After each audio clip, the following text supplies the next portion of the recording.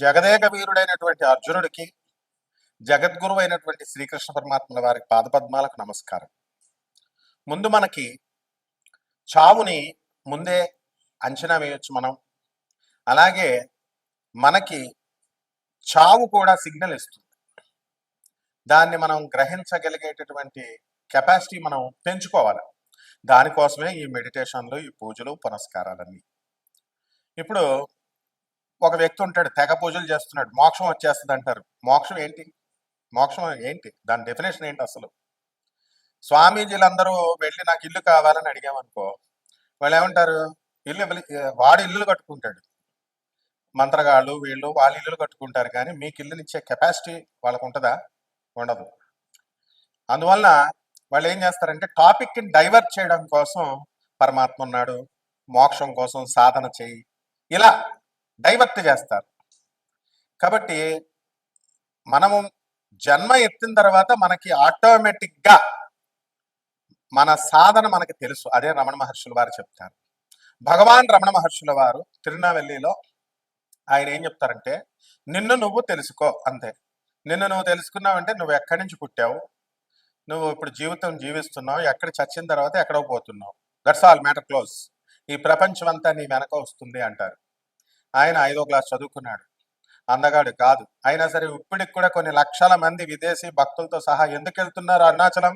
మన రమణ మహర్షి, భగవాన్ రమణ మహర్షుల వారి దర్శనం కోసం. నిజమైన యోగులు ఇలా చెప్తారనమాట.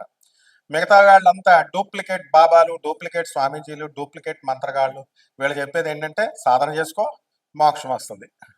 ఎవడకి కావాలి నీ మోక్షం? ఎవడకి కావాలి నీ సాధన అని అడిగేటటువంటి దమ్ము, ధైర్యం, వివేకత ఈ చెత్త ప్రజలకు ఉండదన్నమాట. కాబట్టి మీకు చావు సిగ్నల్ ఇస్తుంది. అది పురాణాల్లో చెప్పబడింది. ఏ అధ్యాయాల్లో, ఎక్కడ, ఏ పురాణంలో ఉందో కావలసినటువంటి వాడిని నన్ను అడగొచ్చు, నిర్మోహటంగా చెప్తాను. తల్లిదండ్రులకి దూరంగా వెళ్ళిపోతున్నారనుకో, వాళ్ళకి చావు అతి త్వరలో ఉంది అని అర్థం.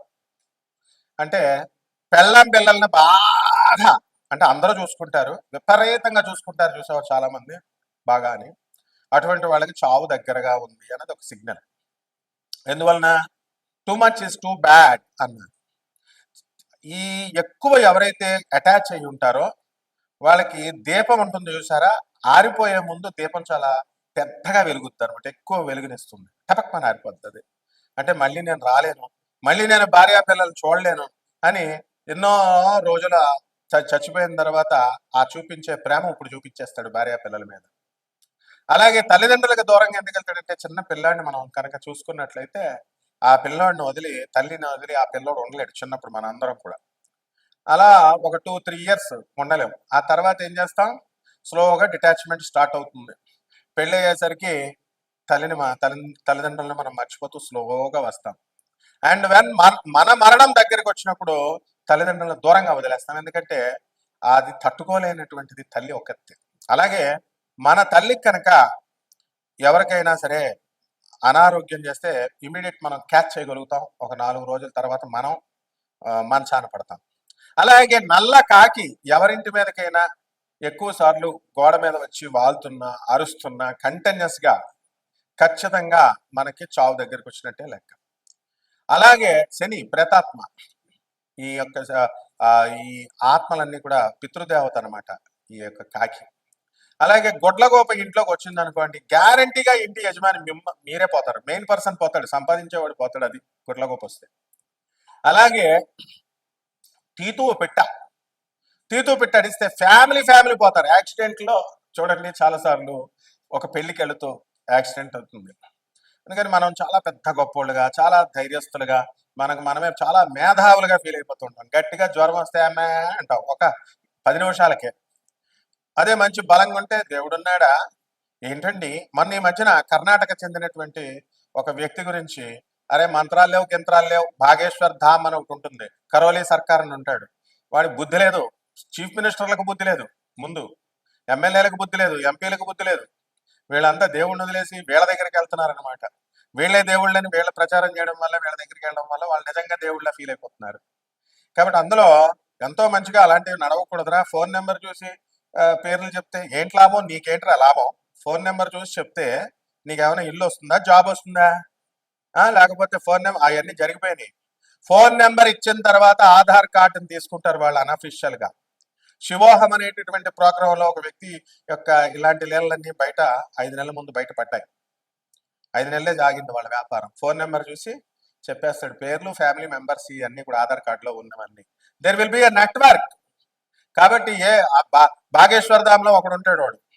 వీళ్ళందరికీ ఏంటంటే చదువులు తక్కువ, అడావిడ ఎక్కువ. నిజంగా చదువుకున్నటువంటి వాడు ఎప్పుడు కూడా ఒక వినయంగా, ఒక పద్ధతిలో, ఒక సాధనలో వెళ్తాడు. వీళ్ళంతా ఏంటంటే వీళ్ళు అంగే దేవుళ్ళగా బిల్డప్ ఎత్తుంటే వెనకాల ఉన్నటువంటి వాళ్ళంతా కూడా రెచ్చగొడుతూ ఉంటారు. వీళ్ళు చేస్తారనమాట వాళ్ళని దేవుడు. వాళ్ళ తప్పుడు కాదు. కరోలీ సర్కార్ అని ఒకడు ఉంటాడు, వాడొకడు యూపీలో. ఇలా చాలా మంది ఉన్నారనమాట.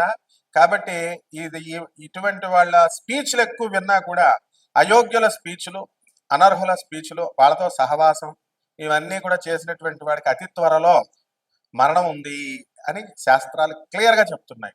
ఎందువల్లంటే దొంగోడితో పోలీసు నువ్వు తిరుగుతుంటే పోలీసు వాళ్ళు ఈ రోజు కాకపోయినా త్వరలో పట్టేస్తారు. అలాగే అదృష్టహీనులతో నువ్వు తిరుగుతున్నప్పుడు తప్పకుండా ఆ దురదృష్టం నేను పట్టుకుంటుంది. అయోగ్యులు, అశాస్త్రీయ విధానంతో, తర్వాత ఈ యొక్క అవైదిక విధానాలతో ఎవరైతే ప్రచారం చేస్తుంటారో వాళ్ళకి ప్రోత్సహించినటువంటి వాళ్ళు, వాళ్ళతో తిరుగుతున్నటువంటి వాళ్ళు, వీళ్ళందరికీ మృత్యువు దగ్గరగా ఉంది అని. మృత్యు వచ్చిన తర్వాత అర్థమవుతుంది, ముందేమో అర్థం అవుతుంది. మంచిలు చెప్పే వాళ్ళకి ఏమీ కాదు. కాబట్టి ఈ తీతూ పిట్ట అర్జునుడే స్వయంగా చెప్తాడు, కృష్ణ ఈ రోజున తీతూ పిట్ట కనబడింది అంటే ఆ రోజే ఉప పాండవులందరినీ చంపేస్తారనమాట. ఎవరు? అశ్వత్థామ. ఈ విధంగా మనకి ఈ కొన్ని చిహ్నాలు ఉన్నాయి. మరి అవన్నీ కూడా తెలుసుకోవాలి అంటే వినయం ఉండాలి. మీకు ఏమైనా అచ్చున్నామండి మేము చెప్పడానికి? మా గురువుకి శుశ్రూష చేయాలి. శుశ్రూష చేస్తే కొద్దిగా చెప్తారు. అంతేగాని గురువు ఒక ప్రొఫెసర్ చెప్తుంటే ఎవర్రా మీరు అంతా అసలు నాకు చెప్తారు, కామెంట్స్ పెడతారు. Stupid fellows. ఎప్పుడైనా సరే, ఎవడైనా సరే క్లాస్ రూమ్ ఇది, వినాలి, విని నేర్చుకోవాలి. లేకపోతే మృత్యువు కబళంలోకి వెళ్ళిపోతాం అంతే. మృత్యువు యొక్క కబళంలోకి వెళ్ళిపోయినప్పుడు, ఆ ముఖంలోకి వెళ్ళిపోయినప్పుడు నిన్ను రక్షించేవాడు గురువు. వాడే రమణ మహర్షి, వాడే పరమహంస యోగానందజీ, వాడే ప్రభాత్ రంజన్ సర్కార్. కాబట్టి ఈ ద్వాదశ జ్యోతిర్మ రాశులకి ఏ విధంగా జరుగుతాయో మనం తెలుసుకుందాం. మేషరాశి. ఈ మేషరాశి వారందరికీ కూడా మనకి ఆదాయ వ్యయాలను కనుక పరిశీలించుకున్నట్లయితే ఆదాయం వాళ్ళు ఎక్కువగా కనబడుతుంది. కాబట్టి వచ్చేటటువంటి డబ్బు అధికంగా కనబడుతోంది, ఖర్చులు తక్కువగా కనబడుతున్నాయి. బంధుమిత్రులతో వాళ్ళ యొక్క ఊర్లకు మీరు వెళ్ళి వాళ్ళందరికీ కూడా మీరు వాళ్ళ ఖర్చులు పెట్టడం ఇవన్నీ కూడా ఉంటాయి. అలాగే పండగలకి మీరు నేటివ్ ప్లేస్లకు వెళ్ళి వాళ్ళ ఊర్లకి అక్కడందరూ కూడా మంచి బ్రహ్మాండంగా మృష్టాన్న భోజనాలు, సామూహిక భోజనాలు చేసుకుంటూ మనం ధూమ్ధామ్గా మీరంతా కూడా చేసుకోవడం జరుగుతుంది. అలాగే ఈ యొక్క మేషరాశి విద్యార్థులను కనుక మనం తీసుకుంటే వీళ్ళంతా కూడా బ్రహ్మాండంగా చదవడం అనేటటువంటివి చేస్తారు. అలాగే విదేశాలకు వెళ్ళాలనుకునేటటువంటి విద్యార్థులు ఎవరైతే ఉన్నారో అటువంటి వాళ్ళకి కాస్త నిరాశాజనకంగా మనకు కనబడుతుంది. అలాగే కేతు యొక్క గ్రహం యొక్క ప్రభావం ప్రకారం శత్రువులపై ఆధిపత్యం కనబడుతుంది. మీకు శత్రువుల్ని జయిస్తారు. మీరు అంతా కూడా మీకు సహకరించడం, ఆఫీస్లో మీకు ఈ సీనియర్లు ఎవరైతే ఉన్నారో వాళ్ళంతా కూడా హెరాస్మెంట్ చేద్దాం అనుకున్న చూసినప్పటికీ కూడా మీకు ఏం చేయలేక వాళ్ళు మీతో సహకరించుకుంటూ వెళ్తారు. కాబట్టి మీకు గవర్నమెంట్ ఉద్యోగస్తులు ఎవరైతే ఉన్నారో అటువంటి వాళ్ళందరికీ కూడా టీఏలు, డిఏలు, అరియర్స్లు ఇవన్నీ కూడా వచ్చేయడం జరుగుతుంది. ఈ విధంగా మనకి ఈ కష్టార్జితంగా బాగా శ్రమ పడతారు కష్టార్జితం రావడం కోసం. అలాగే రైతుల దగ్గరికి వచ్చేసరికి రైతులు చాలా ఎక్కువగా కష్టపడతారు.